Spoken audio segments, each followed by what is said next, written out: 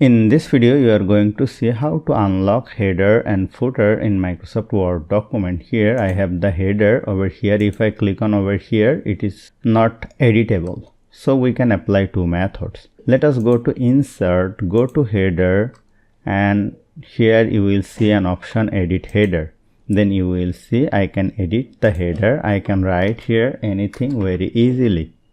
And also the footer is activated. I can write here anything. There is another method. Let us click on over here, close header and footer. Then the header and footer will be deactivated. Now go to over here and double click over here. Then the header and footer will be activated.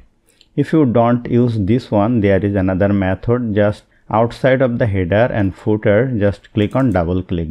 Then it will be inactive. So hope you found this video helpful. If you like this video, please share this video with your friends and family, and don't forget to subscribe. Thank you.